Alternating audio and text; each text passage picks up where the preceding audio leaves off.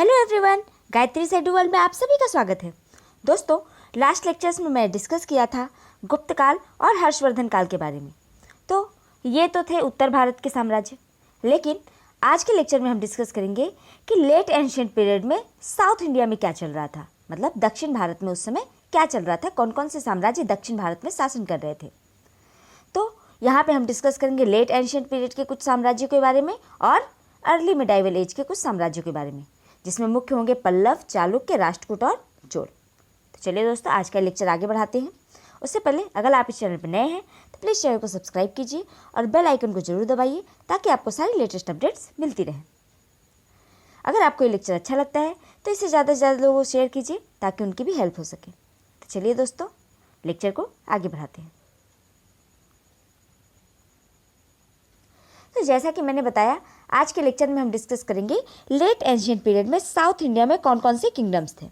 तो उसमें जो सबसे पहले हम डिस्कस करेंगे वो होंगे कांची के पल्लव, क्योंकि कांची इनकी राजधानी थी और पल्लव इनकी डायनेस्टी का नाम था, इसलिए इनको कांची के पल्लव कहा जाता है। वातापी के चालुक्य, क्योंकि इनकी राजधानी वातापी थी इसलिए इन्हें वातापी के चालुक्य कहा जाता है। इसके अलावा राष्ट्रकूट और चोल शासक, जिनकी राजधानी तंजावुर थी या तंजौर थी। तो इन सब के बारे में आज के लेक्चर में हम डिस्कस करेंगे। तो सबसे पहले हम जिसके बारे में डिस्कस करने जा रहे हैं वो है कांची के पल्लव। पल्लव शासकों ने अपना साम्राज्य स्थापित किया था 275 ईस्वी में। 275 ईस्वी मतलब लगभग वही गुप्त काल के समकालीन, मतलब कि उत्तर भारत में जिस समय गुप्त पीरियड था, मतलब गुप्त काल था, गुप्त साम्राज्य फ्लरिश हो रहा था, उस समय दक्षिण भारत में पल्लव साम्राज्य आगे बढ़ रहा था।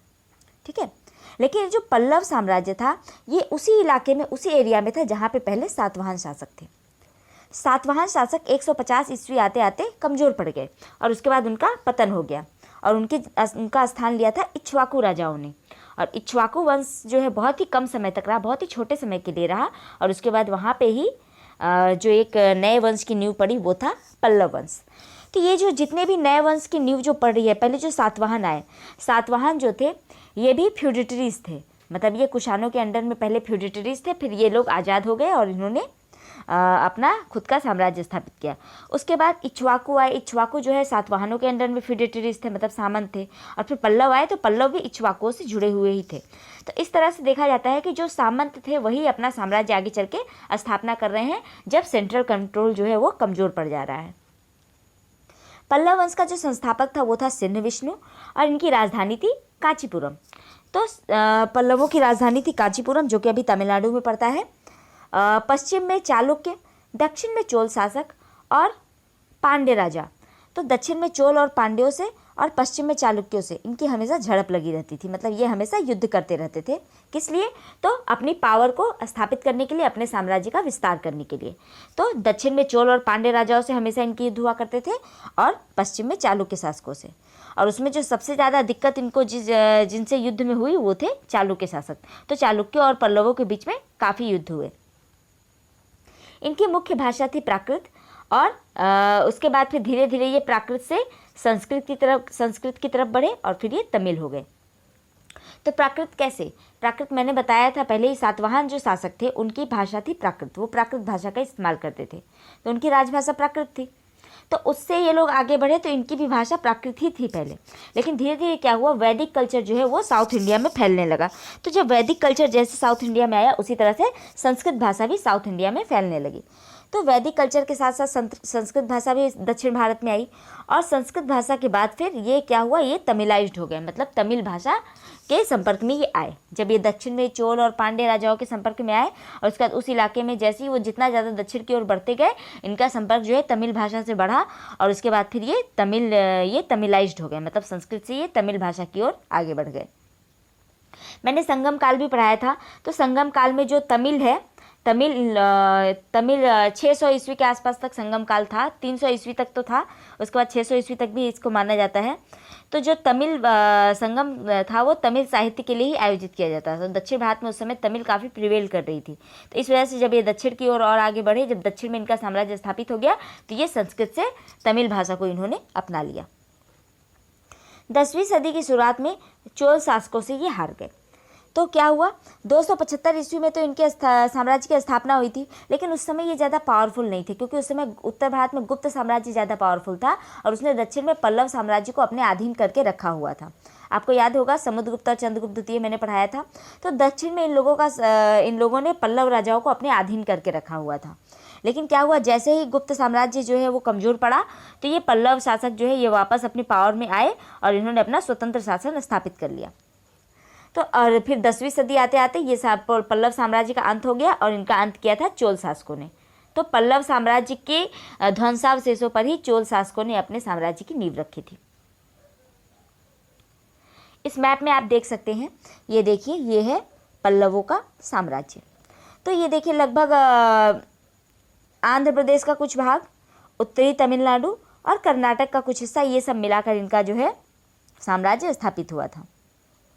तो ये इनका मैक्सिमम एक्सटेंट है पल्लवों का।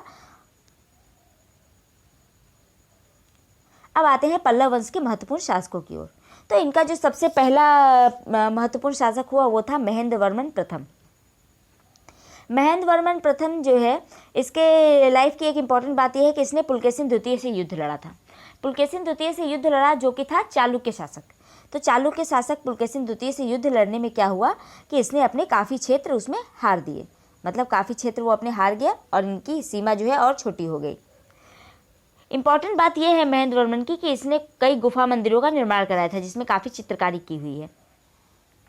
जैन धर्म से शैव धर्म में परिवर्तन हुआ था, मतलब पहले महेंद्र वर्मन जो था वो जैन धर्म का अनुयायी था, फिर धीरे धीरे वो शैव धर्म में आ गया।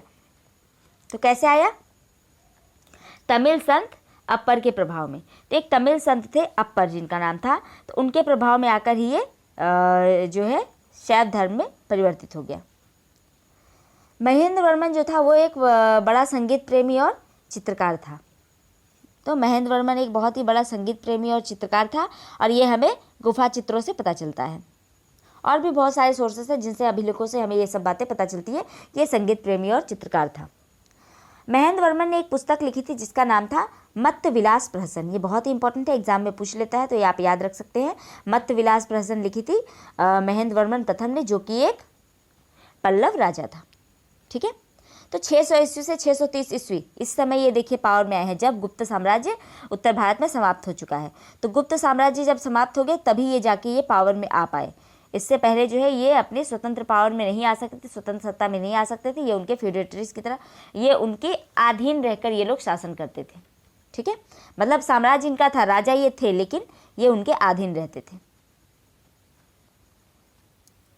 इस वंश का जो दूसरा सबसे महान शासक है वो है मामल्ल नरसिंह वर्मन, जिनको मामल्ल भी कहा जाता है। मामल्ल का मतलब होता है महान योद्धा या महान पहलवान। ठीक है, इसका मतलब होता है महान पहलवान या विशाल बड़ा पहलवान, जिसको मामल्ल कहा जाता है, महान योद्धा। और इस मामल्ल नाम पे ही नरसिंह वर्मन प्रथम ने मामल्लपुरम की स्थापना की थी। तो मामल्लपुरम एक शहर है जो तमिलनाडु में है, तो इसकी स्थापना की थी नरसिंह वर्मन प्रथम ने। एकाश्म रथ मंदिरों का निर्माण भी नरसिंह वर्मन प्रथम ने ही कराया था और इन्हें पंच पांडव रथ कहा जाता है, जिनकी संख्या है टोटल 7। तो टोटल 7 रथ है वहाँ पे और इनको एकाश्म रथ कहा जाता है। एकाश्म क्यों कहा जाता है? क्योंकि एक बड़ा पत्थर था जिसको काट काट के उस पर डिज़ाइन करके ये मंदिर बनाए गए हैं। ठीक है, ये रथ के शेप में मंदिर बनाए गए हैं। तो ये मंदिर जो है देखने में रथ की तरह लगते हैं, इसलिए इनको रथ कहा जाता है। और ये एकाश्म है, मतलब एक ही पत्थर को काट कर उस पर डिज़ाइन करके ये बनाए गए हैं, इसलिए इनको एकाश्म रथ मंदिर कहा जाता है। इन रथ मंदिरों में जो सबसे छोटा है वो है द्रौपदी रथ, जिसमें कोई अलंकरण नहीं है, मतलब उस पर कोई डिज़ाइन नहीं किया हुआ है, वो प्लेन है। चालुक्यों को हराकर वातापी पर अधिकार किया था और वातापी कोंड की उपाधि धारण की थी। तो नरसिंह वर्मन ने क्या किया था? नरसिंह वर्मन प्रथम ने चालुक्य राजाओं को हराया था। तो पुलकेशिन द्वितीय ने क्या किया था? पुलकेशिन द्वितीय ने महेंद्र वर्मन को हराया था। महेंद्र वर्मन को हराकर बहुत सारे क्षेत्र से जीत लिया था। नरसिंह वर्मन ने क्या किया? उसका बदला लिया। तो अपने पिता का बदला नरसिंह वर्मन ने लिया और उसने चालुक्य राजाओं को हरा दिया, मतलब पुलकेशिन द्वितीय को हरा दिया था और वातापी को अपने अधिकार में ले लिया था। और इस तरह से वातापी को अपने अधिकार में लेने के कारण उसने वातापी कोंड की उपाधि धारण की थी। ठीक है, श्रीलंका पर जल सेना से हमला किया था, इसके भी हमें प्रमाण मिलते हैं। इससे पता चलता है कि इनके पास नेवी भी थी। इसके अलावा ह्वेनसांग जो चाइनीज़ ट्रैवलर हर्षवर्धन के दरबार में आया था और वहाँ काफ़ी समय तक रहा, हर्षवर्धन के साथ उसकी अच्छी मित्रता भी हो गई थी। तो ये ह्वेनसांग जो है ये कांची भी आया था, और जब ये कांची आया था तो उस समय कांची में मतलब जो पल्लव शासक शासन कर रहे थे वो थे नरसिंह वर्मन प्रथम। तो ये हर्ष के समकालीन थे। इस चित्र में आप देख सकते हैं ये है रथ मंदिर, ये है मामल्लपुरम के रथ मंदिर। ये देखिए, ये एक ही पत्थर पे काट के ये डिज़ाइन करके बनाए गए हैं। बहुत ही सुंदर कारीगरी है इनकी। बहुत ही इंपॉर्टेंट टूरिस्ट अट्रैक्शन है और ये वर्ल्ड हेरिटेज साइट भी है। तो इसे आप देख सकते हैं, ये मामल्लपुरम के रथ टेम्पल हैं। ठीक है,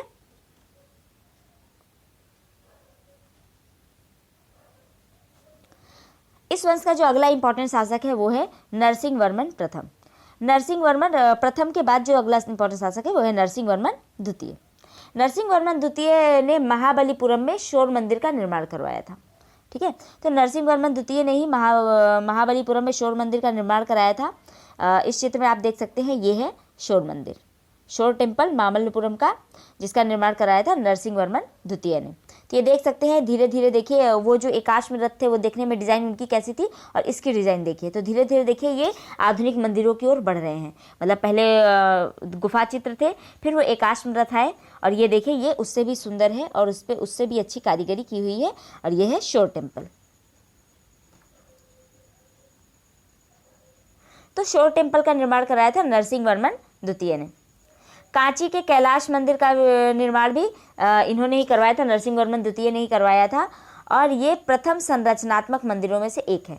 मतलब पहले क्या होता था, पहले गुफाओं को काटकर गुफा मंदिर बनाए जाते थे, फिर क्या हुआ, पत्थरों को काटकर एकाश में रथ मंदिर बनाए गए। लेकिन बाद में क्या हुआ कि पत्थरों को एक जगह से दूसरी जगह ले जाकर उसको अरेंज करके और फिर उस पर मंदिर बनाए जाने लगे। ठीक है, तो इस तरह से जो पत्थरों को जड़कर, पत्थरों को लगाकर एक दूसरे के उसे अटैच करके जो मंदिर बनाए जाने लगे, ये इस तरह के मंदिर बनाने की कला शुरू हुई थी नरसिंह वर्मन द्वितीय के टाइम पे। और ये कांची के कैलाशनाथ मंदिर इसका सबसे प्राचीनतम एग्जाम्पल कहा जा सकता है। इसे हम राज सिद्धेश्वर मंदिर के नाम से भी जानते हैं। द्रविड़ स्थापत्य कला की शुरुआत यहीं से मानी जाती है। ठीक है, तो द्रविड़ स्थापत्य कला मतलब मंदिर की जो द्रविड़ शैली है उसकी शुरुआत इसी कैलाशनाथ मंदिर से ही मानी जाती है। 10 कुमार चरित एक पुस्तक है जिसके लेखक थे दांडी। दांडी जो है ये नरसिंह वर्मन द्वितीय के दरबार में ही थे। ठीक है, इनके दरबार में रहते थे, इनके दरबार में इनके संरक्षण में रहते थे। कौन? तो 10 कुमार चरित के लेखक दांडी। अरबों का आक्रमण जब हुआ था भारत में, मतलब 712 ईस्वी में अरबों का जब आक्रमण हुआ था सिंध में, तो उस समय नरसिंह वर्मन द्वितीय दक्षिण में पल्लवों के शासक थे। कांची का मुक्तेश्वर मंदिर और पेरुमाल मंदिर, इन दोनों का निर्माण कराया था नंदी वर्मन द्वितीय ने। तो ये एक और इम्पॉर्टेंट शासक है, एक और शासक है पल्लव वंश के, नंदी वर्मन द्वितीय, जिन्होंने कांची का मुक्तेश्वर मंदिर और पेरुमाल मंदिर का निर्माण करवाया था। इसके अलावा जो प्रसिद्ध वैष्णव संत हैं तिरुमंगलाई अलवार, ये नंदी वर्मन द्वितीय के ही समकालीन थे। ठीक है, जिन्होंने मुक्तेश्वर मंदिर और पेरुमाल मंदिर का निर्माण करवाया उन्हीं के समकालीन थे वैष्णव संत तिरुमंगलाई अलवार। पल्लव वंश का अंतिम शासक था अपराजित वर्मन। तो पल्लव वंश का अंतिम शासक कौन था? अपराजित वर्मन।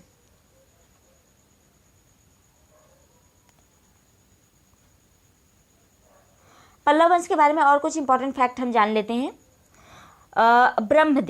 ब्रह्मदेव शब्द का इस्तेमाल ये लोग करते थे उस भूमि के लिए जो ब्राह्मणों को दान में दी जाती थी। तो ब्राह्मणों को जो भूमि दान में दी जाती थी उनके खर्च चलाने के लिए, या उनको दक्षिणा में जो भूमि दे दी जाती थी पूजा पाठ कराने पे, तो उसे कहा जाता था ब्रह्मदेव। देवदेव किसे कहा जाता था? देवदेव कहा जाता था जो मंदिरों को भूमि दान में दी जाती थी।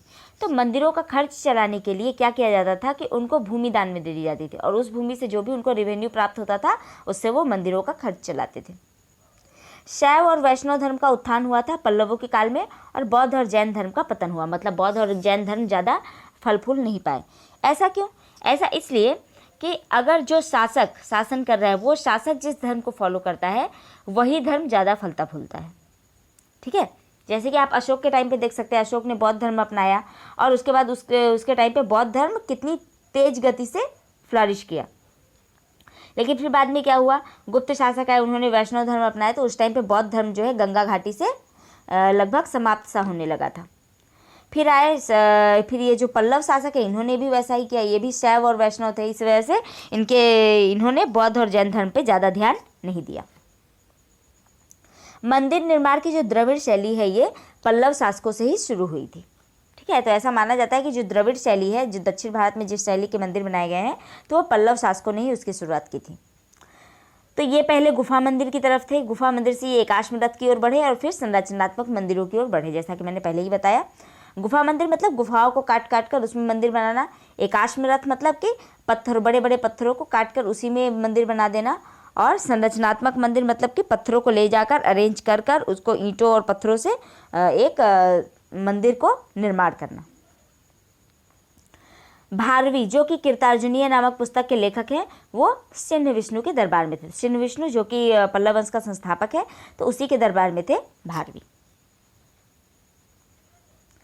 अब आते हैं हमारे दूसरे टॉपिक की ओर, जो है वातापी के चालुक्य।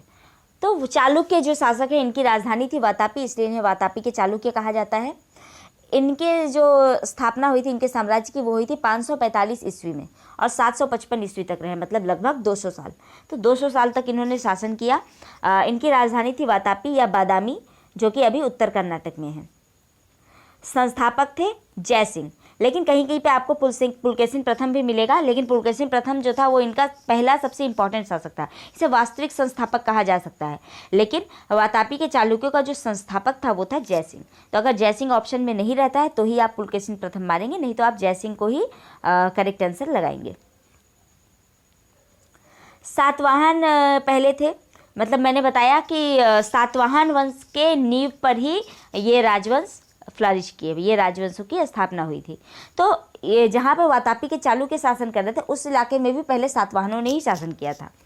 तो सातवाहनों के बाद वहाँ पे आए वकाटक, और वकाटक के बाद उनके ऊपर जो है चालुक्य शासकों ने अपना शासन स्थापित किया, और इनका एरिया था मुख्यतः उत्तरी महाराष्ट्र और पश्चिमी दक्कन। ये धर्म से ब्राह्मण हिंदू थे और वैदिक धर्म को मानने वाले थे। बाद में क्या हुआ, जब वातापी के चालुक्य शासकों का अंत हो गया, 755 ईस्वी के आसपास ये चालुक्य शासक निष्प्रभावी हो गए, लगभग समाप्त से हो गए।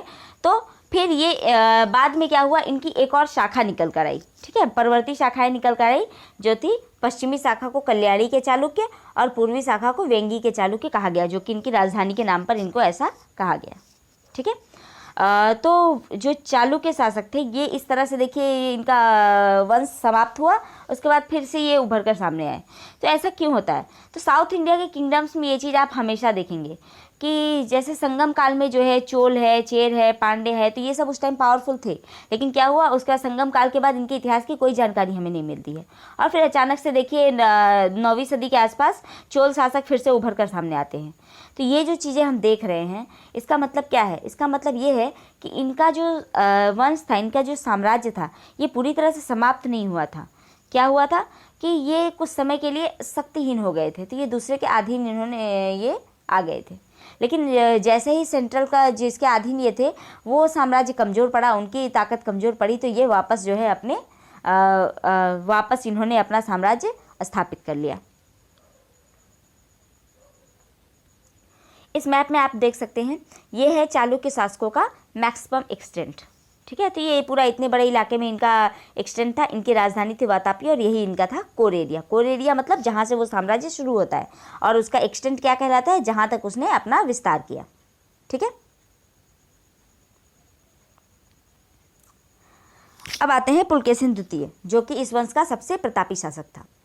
तो पुलकेशिन द्वितीय जो है चालुक्यों का सबसे प्रतापी शासक था। मैंने पहले ही बताया पुलकेशिन द्वितीय की झड़प जो है पल्लव शासकों से भी हुई थी। और इसके अलावा एक और बहुत ही इंपॉर्टेंट बात है, हर्षवर्धन को नर्मदा के युद्ध में पुलकेशिन द्वितीय ने ही हराया था। हर्षवर्धन जो कि उत्तर में उस समय शासक था पुष्यभूति वंश का, तो उसने जब दक्षिण में अपना अभियान चलाया तो नर्मदा की नदी के तट पर पुलकेशिन द्वितीय के साथ उसके युद्ध हुए, हर्षवर्धन का युद्ध हुआ, और उसमें हर्षवर्धन पराजित हुआ। और हर्ष को पराजित करने के बाद पुलकेशिन द्वितीय ने परमेश्वर और दक्षिणापथेश्वर की उपाधि धारण की थी।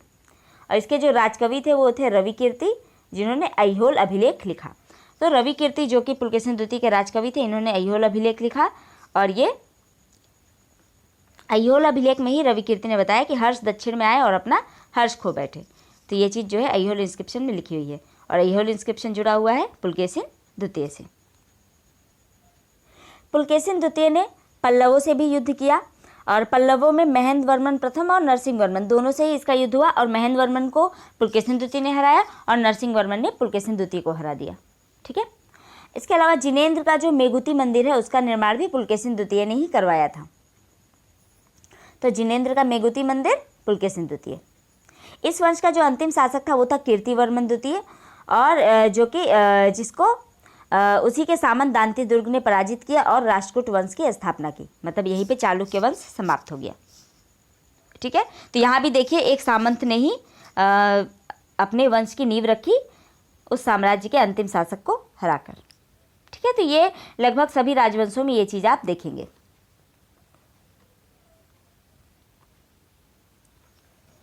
चालुक्यों के बारे में एक जो खास बात है वो है कि इन्होंने मंदिर निर्माण की वेसर शैली को अपनाया। तो चालुक्यों के जो भी मंदिर आपको मिलेंगे उसमें मैक्सिमम आपको वेसर शैली में मिलेंगे और ये मंदिर मुख्यतः आपको मिलेंगे ऐहोल में, वातापी में और पटदकल में। इन्होंने गुहा मंदिरों का भी निर्माण करवाया जिसमें अजंता और एलोरा मुख्य हैं। तो अजंता और एलोरा ऐसी गुफाएं हैं जिनका निर्माण कार्य जो है अलग अलग समय में अलग अलग राजाओं ने करवाया। गुप्त काल में भी अजंता और एलोरा में काम हुआ, उसके बाद फिर ये आपके चालुक्यों के टाइम पे भी काम हुआ, उसके बाद में राष्ट्रकूटों ने भी इसमें अपना योगदान दिया। तो इस तरह से देखेंगे अलग अलग टाइम पे अजंता और एलोरा में काम चलते रहे। गुहा चित्र जो कि बादामी की गुफा में और अजंता की गुफाओं में है, ये भी हमें इस काल की जानकारी देते हैं। वातापी का निर्माणकर्ता कीर्तिवर्मन को माना जाता है। ठीक है। तो वातापी का निर्माणकर्ता कीर्तिवर्मन को माना जाता है। विक्रमादित्य द्वितीय की जो पत्नी है, विक्रमादित्य द्वितीय जो कि चालुक्य वंश का शासक था, उसकी पत्नी लोक महादेवी ने पटदकल में विरूपाक्ष मंदिर का निर्माण करवाया था। विरूपाक्ष मंदिर दो हैं, एक है पटदकल में जिसका निर्माण चालुक्य शासकों ने करवाया था और एक है हम्पी में। तो हम्पी का जो विरूपाक्ष मंदिर है वो थोड़ा बड़ा है, वो पटदकल के मंदिर से बड़ा है और उसमें विजयनगर साम्राज्य के टाइम पे उसमें और एडिशंस किए गए थे। ठीक है। तो पटदकल का जो विरूपाक्ष मंदिर है वो उसका निर्माण कार्य कराया था विक्रमादित्य द्वितीय की पत्नी लोक महादेवी ने। इसके अलावा ऐहोल को जो है, ऐहोल को मंदिरों का शहर कहा जाता है। तो ये एक फैक्ट है, इसे आप याद रख सकते हैं। आइए अब इस फोटो में देख लेते हैं। इस चित्र में आप देख सकते हैं, ये देखिए ये है चालुक्यों का भूतनाथ मंदिर।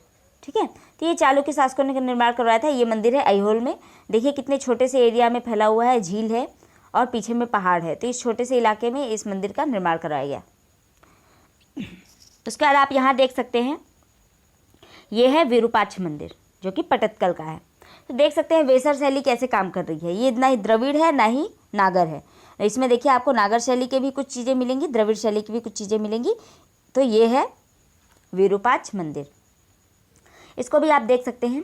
ये भी एक इम्पॉर्टेंट मंदिर है, दुर्गा मंदिर है, इन लोगों के टाइम का ही, चालुक्यों के टाइम का ही। तो ये भी आप देख सकते हैं। तो ये फोटोज़ देखकर आपको समझ में आएगा कि वेसर शैली के मंदिर किस तरह के हुआ करते थे। तो चालुक्यों के बाद अब बारी आती है राष्ट्रकूट शासकों की। राष्ट्रकूट शासक जो हैं, इनके जो समय काल है वो है 755 ईस्वी से 978 ईस्वी तक। जो राष्ट्रकूट शासक थे, इनकी जो इन्होंने अपने वंश की स्थापना की थी, ये चालुक्य शासकों के ध्वंसावशेषों पर ही इन्होंने अपने वंश की स्थापना की थी। राष्ट्रकूट शासकों का वंश का जो संस्थापक था वो था दांती दुर्ग और चालुक्यों को हराकर ही इन्होंने अपना राज्य स्थापित किया था। इनकी राजधानी थी मान्यखेत या मालखेड़, जो कि अभी उत्तरी कर्नाटक में पड़ता है, और इनकी मातृभाषा थी कन्नड़। ये एक इम्पॉर्टेंट बात है कि इसके पहले जो भी राजवंश आए थे उनकी भाषा या तो संस्कृत थी या तो तमिल थी या तो प्राकृत थी, लेकिन इनकी भाषा थी कन्नड़। तो यहाँ से देखिए कन्नड़ भाषा का ओरिजिन हो रहा है, कन्नड़ भाषा यहाँ से उभर कर सामने आ रही है। ये जो शासक थे मुख्यतः ब्राह्मण थे और जैन धर्म भी लेकिन इनके टाइम पे काफ़ी फला फूला। एक चीज़ आप नोटिस करेंगे कि कर्नाटक या जो दक्कन का एरिया था वहाँ पे जैन धर्म हमेशा से ही फ्लॉरिश्ड रहा, क्योंकि चंद्रगुप्त मौर्य के टाइम पे भी वो भी कर्नाटक ही गया था, श्रवणबेलगोला में। तो इस तरह से आप देखेंगे कि जैन धर्म हमेशा से ही वहाँ पर काफ़ी प्रिवेल करता रहा है।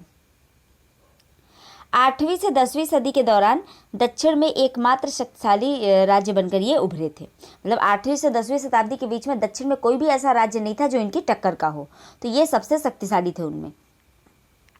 और ये इतने शक्तिशाली थे कि इन्होंने उत्तर के गुर्जर प्रतिहार और पाल शासकों के साथ त्रिकोणीय संघर्ष में युद्ध भी लड़ा था और उनको हराया भी था। तो इनका एक्सटेंट, इस तरह से इनके साम्राज्य का एक्सटेंट काफ़ी अधिक था। यहाँ पे आप देख सकते हैं इस मैप में, ये देखिए इनका साम्राज्य का एक्सटेंट कितना दूर तक है। मतलब ये एक समय था कि इन्होंने कन्नौज तक भी अपना साम्राज्य स्थापित कर लिया था, लेकिन फिर क्या हुआ, ज़्यादा समय तक वहाँ पे टिक नहीं पाया, इन्हें वहाँ से वापस लौटना पड़ा। तो इस तरह से देखिए इनका एक बहुत ही विशाल साम्राज्य था। ये तमिलनाडु का काफ़ी बड़ा इलाका इनका था, उसके बाद आंध्र प्रदेश है, कर्नाटक है, महाराष्ट्र है, मध्य प्रदेश का कुछ इलाका है, यहाँ उत्तर प्रदेश के भी कुछ इलाके इनके कंट्रोल में आ चुके थे। तो इस तरह से आप देख सकते हैं कि ये काफ़ी बड़े साम्राज्य में राष्ट्रकूटों का शासन था। राष्ट्रकूट वंश के कुछ इंपॉर्टेंट शासकों के बारे में अब हम जानेंगे। उसमें जो सबसे पहला शासक है वो है कृष्ण प्रथम। कृष्ण प्रथम के बारे में इंपॉर्टेंट बात बस यही है कि इसने एलोरा के विशाल कैलाश मंदिर का निर्माण करवाया था। तो एलोरा में जो बड़ा सा कैलाश मंदिर है उसका निर्माण करवाया था कृष्ण प्रथम ने। तो ये चित्र में आप देख सकते हैं, ये है एलोरा का कैलाश मंदिर। देखिए ये कैसे पहाड़ को काट के ये बड़ा सा मंदिर बनाया गया है। ठीक है, पहाड़ को काट के ये नीचे की तरफ, मतलब ऊपर से मंदिर को काटना शुरू किया गया और ऊपर से ये नीचे की तरफ बनाया गया है।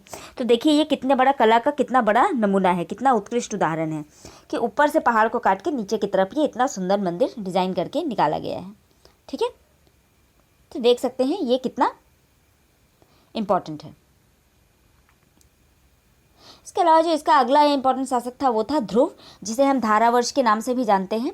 तो ध्रुव को धारावर्ष के नाम से भी जाना जाता है और ये पहला शासक था जिसने ट्रिपटाइट स्ट्रगल या त्रिपक्षीय संघर्ष में भाग लिया था और ये इसमें प्रतिहार नरेश और पाल नरेश को इसने हराया था। तो प्रतिहार नरेश कौन, वत्सराज, और पाल नरेश धर्मपाल, दोनों को ही ध्रुव या धारावर्ष ने हरा दिया था। अमोघ वर्ष, ये भी राष्ट्रकूट वंश का ही शासक था जिसने जैन धर्म को अपनाया था और कवि राजमार्ग नामक एक पुस्तक लिखी थी इसने, जो कि कन्नड़ साहित्य की सबसे शुरुआती पुस्तकों में से एक मानी जाती है और ये कवि राजमार्ग से ही माना जाता है कि कन्नड़ साहित्य की शुरुआत हुई थी। आदि पुराण के रचयिता जिनसेन, गणित सार संग्रह के रचयिता महावीराचार्य और अमोघ वृत्ति के लेखक सत्तायन, ये तीनों ही अमोघ वर्ष के दरबार में थे, मतलब अमोघ वर्ष के संरक्षण में थे। ठीक है, तो आदि पुराण के लेखक जिनसेन, गणित सार संग्रह के लेखक महावीराचार्य और अमोघ वृत्ति के लेखक सत्तायन, ये तीनों ही अमोघ वर्ष के दरबार में उनके संरक्षण में थे। इंद्र तृतीय जो कि राष्ट्रकूट शासक था, उसके शासनकाल में अरब निवासी अल मसूदी भारत आया था, जिसने तत्कालीन राष्ट्रकूट शासकों को भारत का सर्वश्रेष्ठ शासक कहा। किसने, तो अल मसूदी ने राष्ट्रकूट शासकों को भारत का सर्वश्रेष्ठ शासक कहा। कृष्ण तृतीय जो है ये शांति पुराण के रचयिता पोन्न जो है ये कृष्ण तृतीय के दरबार में थे और पंपा, पोन्ना और रन ये तीन कन्नड़ लेखक हैं, कन्नड़ कवि हैं जिनको कन्नड़ साहित्य का त्रिरत्न कहा जाता है। ठीक है, तो ये एक इंपॉर्टेंट फैक्ट है, पंपा, पोन्ना और रन ये तीनों ही कन्नड़ साहित्य के त्रिरत्न कहे जाते हैं। ये कैलाशनाथ मंदिर आपने देख लिया। अब आते हैं राष्ट्रकूटों के प्रशासन की ओर। तो इनका प्रशासन जो था वो प्रांत को राष्ट्र कहा जाता था और राष्ट्र का जो प्रशासन देखता था उसे कहा जाता था राष्ट्रपिता। मतलब जो प्रांतों का प्रमुख होता था, राष्ट्र का प्रमुख होता था, उसे कहा जाता था राष्ट्रपिता। जिले जो है, जिले को विषय कहा जाता था और विषय को जो प्रशासन देखता था उसे कहा जाता था विषयपति। 50 से 70 गांव मिलाकर एक भुक्ति बनती थी और भुक्ति को के प्रमुख को भोगपति कहा जाता था। तो भुक्ति मतलब क्या, एक तरह से तहसील कह सकते हैं। तो 50 से 70 गांव मिलाकर भुक्ति बनती थी और भुक्ति के प्रमुख को भोगपति कहा जाता था। इसके अलावा गांव का जो मुखिया होता था उसे ग्राम महाजन या ग्राम महत्तर कहा जाता था और ग्राम महाजन की सहायता के लिए एक समिति बनी होती थी जो कि गाँव के लोगों के अंदर से ही एक समिति बनाई जाती थी। अब आते हैं देखते हैं इनके आर्ट एंड आर्किटेक्चर को।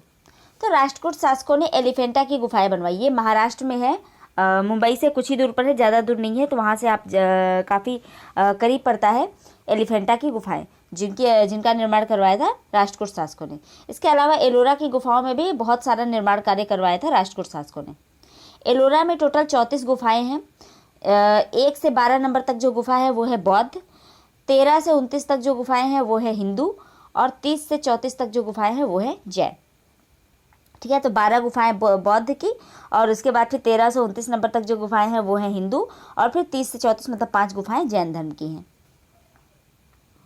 बौद्ध गुफाओं में सबसे प्रसिद्ध थी विश्वकर्मा गुफा। विश्वकर्मा गुफा जो गुफा संख्या 10 है वो एक बौद्ध गुफा है और ये बहुत ही प्रसिद्ध है। ये आप देख सकते हैं, ये है चित्र विश्वकर्मा गुफा का, तो ये एक बौद्ध गुफा है। गुफा संख्या 15 में नरसिंह अवतार का चित्र बना हुआ है, मतलब नरसिंह अवतार का वर्णन है किसमें, गुफा संख्या 15 में। एलोरा की गुफाओं को सर्वप्रथम उल्लेख किया था फ्रांसीसी यात्री थेविएट ने। कब? तो 17वीं सदी में। 17वीं सदी में फ्रांस का एक यात्री यहाँ आया था, तो उसने एलोरा की गुफाओं का सबसे पहले उल्लेख किया। अब आते हैं चोल शासकों की ओर। राष्ट्रकूटों के बाद अब आएंगे चोल शासकों के साम्राज्य की ओर। तो चोल साम्राज्य जो है ये संगम काल में भी ये साम्राज्य था, लेकिन संगम काल के बाद क्या हुआ, ये अचानक से विलुप्त हो गया, मतलब छीड़ हो गया, इनकी शक्ति बहुत कमज़ोर हो गई और ये शायद दूसरे साम्राज्य में मिल गए थे, इस वजह से इनका कोई इतिहास अब हमें नहीं मिलता है उसके बाद का। लेकिन 848 ईस्वी में क्या हुआ, ये वापस उभर कर सामने आए। संगम काल में शक्तिशाली थे, फिर इनका साम्राज्य छीण हो गया। पुनः शक्ति स्थापना की 9वीं सदी में। कहाँ पे? तो पल्लवों के ध्वंसावशेषों पर। तो पल्लव शासकों का जब अंत हो गया, पल्लव साम्राज्य का अंत हो गया, तो उसी स्थान पर चोल शासकों ने अपने साम्राज्य की नींव रखी। चोल वंश का संस्थापक था विजयालय, और विजयालय ने नरकेसरी की उपाधि धारण की थी। मतलब विजयालय ने जो उपाधि धारण की थी वो थी नरकेसरी। और इसके अलावा उसने निशुंभ सूदनी मंदिर का भी निर्माण करवाया था। किसने? तो विजयालय ने, जो कि एक दुर्गा मंदिर कहा जा सकता है। इनकी राजधानी थी तंजौर, जिसे थंजावुर भी कहते हैं। अंग्रेजों ने क्या किया, जो इतने भी मुश्किल नाम थे जो उनसे प्रोनाउंस नहीं होते थे, उसको उन्होंने यहाँ पे बहुत ही आसान कर दिया। जैसे कि थंजावुर था, थंजावुर को उन्होंने तंजौर कर दिया। उसके बाद मछलीपट्टनम था तो उसको मसूलीपट्टनम कर दिया। तो इस तरह से वो अपने हिसाब से नाम को चेंज कर देते थे। तंजावुर का जो वास्तुकार है वो था कुंजुर मल्लन राजराज पेरुथाचन। ठीक है, थोड़ा मुश्किल नाम है बट आप याद रख सकते हैं, इंपॉर्टेंट है। तंजावुर का जो वास्तुकार था, मतलब जिसने तंजावुर नगर की योजना बनाई थी, वो था कुंजुर मल्लन राजराज पेरुथाचन। ठीक है, इस मैप में आप देख सकते हैं ये है चोल साम्राज्य।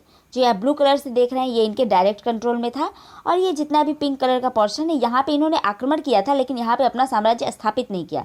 सिर्फ क्या किया, यहाँ पे अपना आधिपत्य स्वीकार करवाया और इनको अपने कंट्रोल में ले लिया। ठीक है, तो ये इनकी सुजरेनिटी में थे, लेकिन ये इनके सबऑर्डिनेट थे, लेकिन इनकी टेरिटरी ये नहीं थी। चोल टेरिटरी थी ये ब्लू कलर की, और ये इनका ट्रेड रूट है। यहाँ से होकर वो चाइना को व्यापार करते थे। ठीक है, तो यहाँ आप देख सकते हैं इंडोनेशिया का इलाका है, उसके बाद आपका थाईलैंड है, इधर पाल शासक हैं, इधर बंगाल का एरिया है, म्यांमार का इलाका है, तो ये सब इनके कंट्रोल में था। ठीक है, मलेशिया वगैरह सब इनके कंट्रोल में था। तो कुछ इतिहासकार ये भी कहते हैं कि चोलों के टाइम पे ये जो बंगाल की खाड़ी थी ये चोल तालाब बन चुकी थी। मतलब ये चोल यहाँ से इनकी नेवी एक तो बहुत ही स्ट्रांग थी, चोलों की नेवी बहुत स्ट्रांग थी, इसीलिए ये इतनी दूर दूर के एरिया को ये कनकर कर पाए। नहीं तो इतने बड़े एरिया को जितना मामूली बात नहीं थी, लेकिन इनकी नेवी इतनी स्ट्रांग थी कि ये दूर दूर जाते थे और जाके आक्रमण करके उन इलाकों को जीत भी लेते थे। तो ऐसा इतिहासकार कहते हैं कि चोलों के टाइम पे ये जो बंगाल की खाड़ी है ये चोलों के लिए एक तालाब बन चुकी थी, तो ये चोल तालाब कहा जाता था। अब आते हैं चोल वंश के कुछ इंपॉर्टेंट राजाओं की ओर। तो उसमें जो सबसे पहला इंपॉर्टेंट शासक था वो था राजराज प्रथम। राजराज प्रथम ने चेर, पांडे और वेंगी के चालुक्यों को हराया था। वेंगी के चालुक्यों को इन्होंने हराया इन द सेंस, इन्होंने हराया नहीं था, मतलब इन्होंने इनसे वैवाहिक संपर्क स्थापित कर दिए थे, और वैवाहिक संपर्क स्थापित करके समझ लीजिए अपना प्रभाव उन पर स्थापित कर लिया था। तो वेंगी के चालुक्य इनके कंट्रोल में आ गए थे। उत्तरी श्रीलंका और मालदीव के लोगों को, मालदीव को भी इन्होंने जीता था। तो उत्तरी श्रीलंका को जीता और मालदीव को जीता किसने? राजराज प्रथम ने। तो मैंने पहले ही बताया इनकी नेवी बहुत स्ट्रांग थी, तो ये नेवल एक्सपीडिशन करते थे और ये आक्रमण करके जीत लेते थे। तो राजराज प्रथम ने उत्तरी श्रीलंका को जीता और मालदीव को जीता। उत्तरी श्रीलंका को जब राजराज प्रथम ने जीता था तो उस समय क्या हुआ, उत्तरी श्रीलंका का जो शासक था वो भागकर दक्षिणी श्रीलंका में चला गया और वहाँ उसने शरण ली। ठीक है, और जब उसने उत्तरी श्रीलंका को जीत लिया तो विजित प्रदेशों को मिलाकर उसने एक चोल साम्राज्य की स्थापना की और उस जगह का नाम दिया उसने मामोडी चोल मंडलम। ठीक है, और पोलन रुआ को अपनी राजधानी बना दिया। ठीक है, तो उत्तरी श्रीलंका में मामोडी चोल मंडलम की स्थापना की और पोलन रुआ को उसकी राजधानी बनाया। राजराज प्रथम जो था वो शैव धर्म का अनुयायी था। मैक्सिमम जितने भी आपको चोल शासक मिलेंगे वो शैव धर्म के अनुयायी ही मिलेंगे। इसने राजराजेश्वर या बृहदेश्वर मंदिर की स्थापना की थी, जो कि भगवान शिव को ही समर्पित था, जो मंदिर है तंजौर में। ये द्रविड़ शैली का उत्कृष्ट उदाहरण है। द्रविड़ शैली का सबसे उत्कृष्ट उदाहरण माना जाता है राजराजेश्वर या बृहदेश्वर मंदिर को। पर्सी ब्राउन ने बृहदेश्वर मंदिर के विमान को भारतीय वास्तुकला का निकष माना है। भारतीय वास्तुकला का निकष मतलब उत्कृष्ट उदाहरण, उत्कृष्ट नमूना माना है। किसे? बृहदेश्वर मंदिर के विमान को। विमान क्या होता है? मंदिर के सबसे पीछे का पोर्शन, जहाँ पे गर्भगृह रहता है, जहाँ मूर्ति स्थापित होती है, उसके ऊपर जो ऊंचा श्रृंग बनाया जाता है, ऊंचा जो पोर्शन बड़ा सा स्ट्रक्चर खड़ा किया जाता है, उसे कहा जाता है विमान। इस मंदिर में आप देख सकते हैं, यहाँ पे ये है बृहदेश्वर मंदिर। बृहदेश्वर मंदिर में देखिए, ये पहले तो ये आयताकार प्लेटफॉर्म पे बना हुआ है, जो कि द्रविड़ शैली के मंदिरों की खासियत है। उसके बाद देखिए, इसमें ये बड़ा सा मंडल है, इसमें जो है बड़ा सा मंडप है, इसमें एक बड़ा सा मंडप है, और ये है इनका गर्भगृह। गर्भगृह से ऊपर में यहाँ पे ये एक बड़ा सा स्ट्रक्चर तैयार किया हुआ है, इसे ही हम कहते हैं विमान। तो इस तरह से द्रविड़ शैली के मंदिरों में हमें क्या क्या मिलता है? पहले तो हमें मिलेगा गर्भगृह है, विमान है, मंडप है, और सामने का जो एंट्री गेट रहता है उसे हम कहते हैं गोपुरम।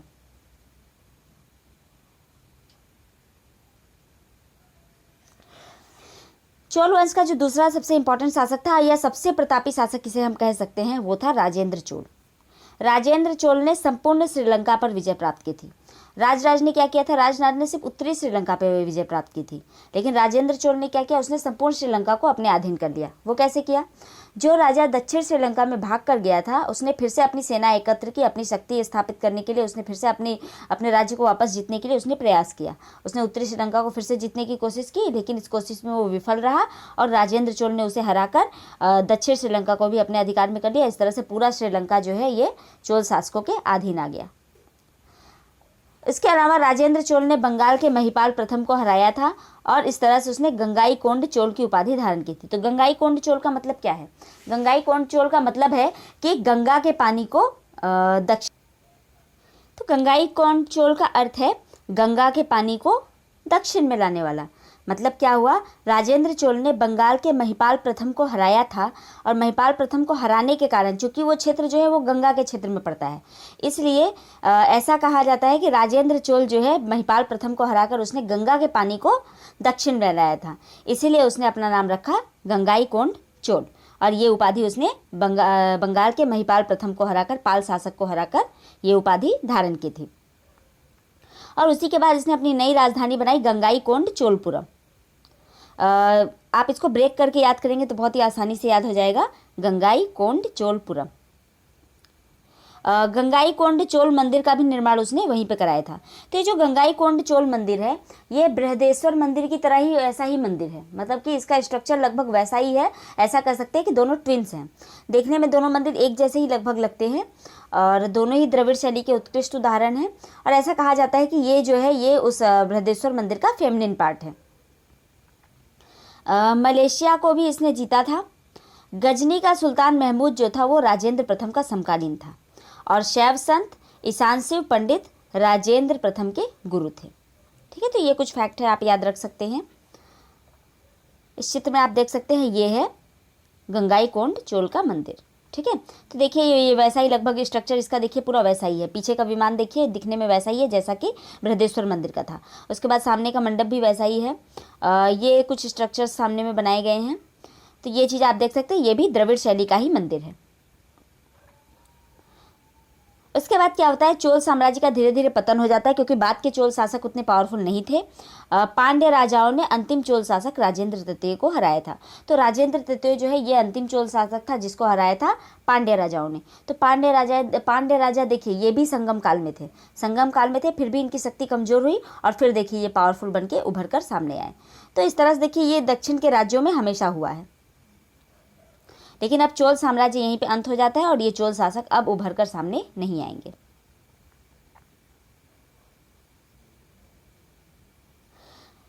चोल साम्राज्य की जो इंपॉर्टेंट बात है वो है इनका प्रशासन। चोल शासकों का प्रशासन काफ़ी इलेबोरेट था, बहुत ही विस्तृत प्रशासन था इनका, बहुत ही अच्छा प्रशासन था। तो हम यहाँ पे देख सकते हैं इसके बारे में। प्रांतों को ये मंडलम कहते थे और पूरे साम्राज्य को इन्होंने 6 मंडलों में या 6 प्रांतों में बांट रखा था। प्रांत छोटे छोटे जिलों में बटे हुए थे जिन्हें कोट्टम कहा जाता था। और ये जो कोट्टम है मतलब जिले हैं, इनको कई गांवों का समूह में बटे हुए थे जिन्हें वालनाडु या नाथू कहा जाता था। ठीक है, तो ग्रामों का जब समूह जिसे हम तहसील कह सकते हैं तो वो वालनाडु या नाथू कहा जाता था उसे। नाडु को के जो स्थानीय सभा थी उसे नाटुर कहा जाता था और नगर की स्थानीय सभा को नगरतार कहा जाता था। तो जो नाडु मतलब जो ग्रामों का समूह होता था उसकी स्थानीय सभा को नाट्टुर कहा जाता था और नगर की स्थानीय सभा को कहा जाता था नगरतार। कोई बड़ा गांव जिसे एक इकाई के रूप में अगर उस पर शासन किया जा रहा है तो ये तनियर कहलाता था। मतलब जो बड़े बड़े गांव होते थे जिनको एक इकाई के रूप में उनमें शासन किया जाता था तो उसे तनियार कहा जाता था। इनमें एक और ख़ास बात है जो कि एग्जाम में अक्सर पूछ ली जाती है। चोल शासकों में स्थानीय स्वशासन काफ़ी सुदृढ़ था। इन्होंने अपने साम्राज्य को, अपने प्रशासन को डिसेंट्रलाइज किया था, इसको विकेंद्रीकृत कर दिया था और शक्ति को स्थानीय स्वशासन मतलब गांव तक शक्ति को पहुंचाया था इन्होंने। इनके गांव में 2 सभाएं होती थी, पहला उर और दूसरा सभा। उर जो होती थी वो साधारण सभा होती थी जिसमें सार्वजनिक कल्याण के लिए गांव की भूमि का अधिग्रहण करने की का दायित्व रहता था। ठीक है, तो जो उर थी, उर में क्या होता था, साधारण सभा थी, मतलब उसमें कॉमन पीपल रहेंगे, नॉर्मली किसान है, कारीगर है, जो भी मतलब नॉर्मल जो लोग हैं वो सब उसमें आ जाएंगे उर में। और उर का काम क्या होता था, सार्वजनिक कल्याण के लिए, जैसे तालाब खोदना हुआ, नहर बनानी हुई, सड़कें बनानी हुई, तो इस तरह के काम के लिए क्या होता था, जो उर है उर अपना उस पर निर्णय लेती थी, मतलब भूमि को कैसे अधिग्रहण करना है उस पर निर्णय लेती थी। सभा क्या करती थी, सभा जो है गांव के विद्वान और उच्च वर्ग के लोगों का समूह होता था। मतलब जो विद्वान और उच्च वर्ग के लोग होते थे, पढ़े लिखे लोग होते थे, एलाइट पीपल होते थे, वो आते थे सभा में। और सभा के सदस्य को पेरुमक्कल कहा जाता था और वरियम नाम की समिति बनाई जाती थी जो कि अपने कार्यों का संचालन करती थी, जो कि सभा के सभी कार्यों का संचालन करती थी। तो सभा के कार्यों को संचालित करने के लिए जो समिति बनाई जाती थी उसका नाम था वारियम।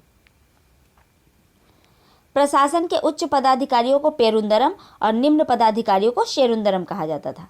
तो प्रशासन के जो उच्च पदाधिकारी थे उन्हें पेरुंदरम और निम्न पदाधिकारी जो प्रशासन में निम्न पदाधिकारी होते थे उन्हें हम कहते थे शेरुंदरम। इन्होंने भूमि को भी कई भागों में बांट रखा था। तो जो गैर ब्राह्मण किसानों को भूमि दी जाती थी वो होती थी वेलन वगई। ठीक है, तो गैर ब्राह्मण किसानों के पास जो भूमि होती थी उसे वेलन वगई कहा जाता था। ब्राह्मणों को जो भूमि उपहार में दी जाती थी उसे ब्रह्मदेय कहा जाता था। तो ये आपने आगे भी देखा है, तो वही चीज़ वापस कंटिन्यू हो रही है। तो ब्राह्मणों को जो भूमि उपहार में दी जाती थी उसे कहा जाता था ब्रह्मदेय। तो पल्लवों के टाइम पे भी यही कहा जाता था, ब्रह्मदेय। शालाभोग किसे कहा जाता था, विद्यालय के रखरखाव के लिए जो भूमि दी जाती थी उसे कहा जाता था शालाभोग। मतलब विद्यालय को चलाने के लिए तो फंड्स चाहिए और फंड्स के लिए क्या किया जाता था, विद्यालयों को भूमि दे दी जाती थी और उस भूमि से जितना भी रेवेन्यू जनरेट होता था उससे वो विद्यालय चलाए जाते थे। तो ऐसी भूमि को कहा जाता था शालाभोग। देवदान या तिरुमत-डक्कनी ये कहा जाता था मंदिरों को उपहार में दी गई भूमि को। तो मंदिर में जो भूमि उपहार दी जाती थी मंदिरों का खर्च चलाने के लिए उसे कहा जाता था देवदान या तिरुमत-डक्कनी। इसके अलावा पलिचंदनम जो है वो जैन संस्थानों को दान में दी गई भूमि को कहा जाता था। तो ये अलग अलग टर्म इस्तेमाल होते थे। जैनों के लिए पल्लीचंदनम और देवदान कहा जाता था मंदिरों की भूमि को, ब्रह्मदेव ब्राह्मणों के लिए, शालाभोग विद्यालय के लिए और वेलन वगई गैर ब्राह्मण किसानों के लिए। सोने के सिक्के जो ये इस्तेमाल करते थे वो थे कन्नजू जो है, इनके सोने के सिक्कों को कन्नजू कहा जाता था। मतलब ये कन्नजू नाम के टर्म इस्तेमाल करते थे सोने के सिक्कों के लिए। कर जो होता था उपज का 1/3 भाग होता था। ये जो टैक्स देते थे वो उपज का 1/3 भाग ये टैक्स के रूप में ले लेते थे। मुख्य बंदरगाह थे कावेरीपट्टनम और चोल काल में व्यापारिक समूह मतलब गिल्ड भी हुआ करते थे जिन्हें वालंजियार, नानादेसी और मणिग्रामम कहा जाता था। ठीक है, तो ये गिल्ड हुआ करते थे। गिल्डों को वालंजियार, नानादेसी और मणिग्रामम कहा जाता था। इनके जो समाज था वो जाति व्यवस्था इसमें काफ़ी विकसित थी। मतलब जाति व्यवस्था इनकी काफ़ी कड़ी थी, काफ़ी हार्ड थी। स्ट्रिक्ट थी। ब्राह्मण और क्षत्रिय को महत्वपूर्ण स्थान प्राप्त थे और वैश्य और शूद्र जो है उनको उतना इम्पोर्टेंस प्राप्त नहीं थी। शैव और वैष्णव धर्म का उत्थान हुआ था, क्योंकि राजा जो थे वो शैव थे, इसलिए शैव और वैष्णव धर्म का काफ़ी उत्थान हुआ था इनके टाइम पे। देवदासी व्यवस्था भी काफ़ी प्रचलित थी। देवदासी कौन थी? देवदासी एक तरह की डांसिंग गर्ल्स हुआ करती थी, जिनको मंदिरों से अटैच कर दिया जाता था, मंदिरों से जोड़ दिया जाता था और वो मंदिरों में ही रहती थी और मंदिरों में होने वाले विभिन्न समारोहों में परफॉर्म करती थी। तो ऐसी डांसिंग गर्ल्स को देवदासी कहा जाता था। तो ये देवदासी सिस्टम चोल काल में फेमस था। शैव संतों को नयनार और वैष्णव संतों को अलवार कहा जाता था। ये बहुत ही इंपॉर्टेंट है, एग्जाम में अक्सर पूछ लेता है। तो शैव संत जो उस समय हुआ करते थे उनके लिए वर्ड इस्तेमाल होता था नयनार, और वैष्णव संत जो थे उनके लिए वर्ड इस्तेमाल होता था अलवार। राजराज प्रथम और राजेंद्र प्रथम दोनों ही शैव थे।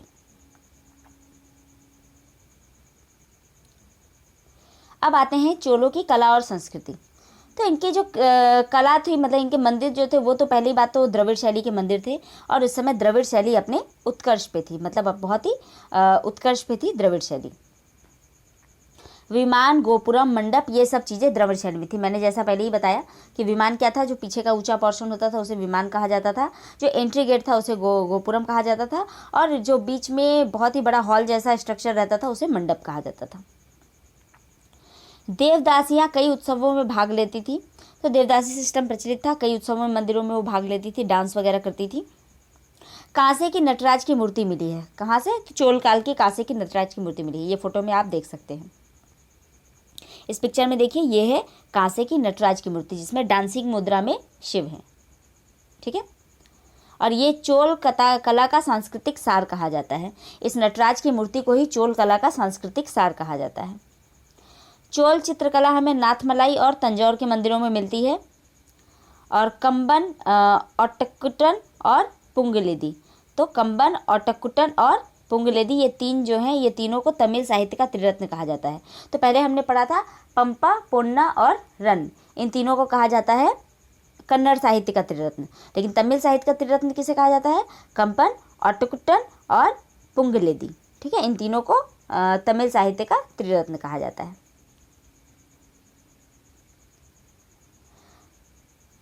तो दोस्तों आज का लेक्चर यहीं तक। अब आते हैं आज के क्विज की ओर। आज के क्विज में जो हमारा पहला प्रश्न है वो है, महाबलीपुरम के शोर मंदिरों का निर्माण किसने करवाया?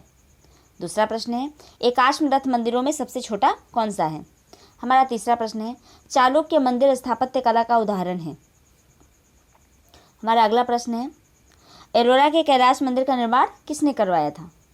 हमारा अगला प्रश्न, राष्ट्रकूट शासकों की राजधानी कौन सी थी? हमारा छठा प्रश्न, चोल वंश का संस्थापक कौन था? हमारा सातवां प्रश्न, किसने गंगाईकोंड चोल की उपाधि धारण की? हमारा आठवां प्रश्न, किसने तंजौर में बृहदेश्वर मंदिर का निर्माण करवाया? हमारा नौवां प्रश्न, शैव संतों को किस नाम से और वैष्णव संतों को किस नाम से जाना जाता था? चलिए आप इसका आंसर दीजिएगा और अपना स्कोर जरूर बताइएगा। अब आते हैं पिछले दिन के क्विज की ओर। तो हमारा जो पिछले दिन में मैंने जो प्रश्न पूछे थे उसमें सबसे पहला प्रश्न है, हर्षवर्धन डैश वंश से संबंधित था। हर्षवर्धन किस वंश से संबंधित था? हमारा दूसरा प्रश्न, हर्ष की राजधानी क्या थी? हमारा अगला प्रश्न, हर्षचरित का लेखक कौन है? हमारा नेक्स्ट क्वेश्चन, हर्षवर्धन द्वारा लिखित नाटक कौन कौन से हैं? हमारा अगला प्रश्न, हर्षवर्धन का हस्ताक्षर किस अभिलेख में मिलता है? हमारा नेक्स्ट प्रश्न है, हर्षवर्धन को नर्मदा के युद्ध में किसने हराया था? हमारा अगला प्रश्न, ह्वेनसांग की पुस्तक कौन सी है, उसका नाम बताइए। और हमारा लास्ट प्रश्न है, नालंदा विश्वविद्यालय किसका मुख्य केंद्र था? अब आइए इस क्विज के आंसर्स देख लेते हैं। हर्षवर्धन जो है ये पुष्यभूति वंश से संबंधित है। हर्षवर्धन की राजधानी पहले थानेश्वर थी, बाद में कन्नौज को उसने अपनी राजधानी बनाया। तो पहले हर्ष की राजधानी थी थानेश्वर और बाद में उसने राजधानी को परिवर्तन करके कन्नौज को अपनी राजधानी बनाया। हर्षचरित का लेखक वाणभट्ट। हर्षवर्धन द्वारा लिखित नाटक नागनंद, रत्नावली और प्रियदर्शिका। हर्षवर्धन का हस्ताक्षर हमें बांसखेड़ा अभिलेख में मिलता है। हर्षवर्धन को नर्मदा के युद्ध में पुलकेशिन द्वितीय ने हराया था। ह्वेनसांग की पुस्तक सीयू की है और नालंदा विश्वविद्यालय बौद्ध शिक्षा का प्रमुख केंद्र था। तो चलिए दोस्तों आज का लेक्चर यहीं तक। आपको ये लेक्चर कैसा लगा ज़रूर बताइए। अगर अच्छा लगा तो ज़्यादा से ज़्यादा लोगों को शेयर कीजिए ताकि उनकी भी हेल्प हो सके। मिलते हैं अगले लेक्चर में, तब तक के लिए नमस्ते, थैंक यू, जय हिंद।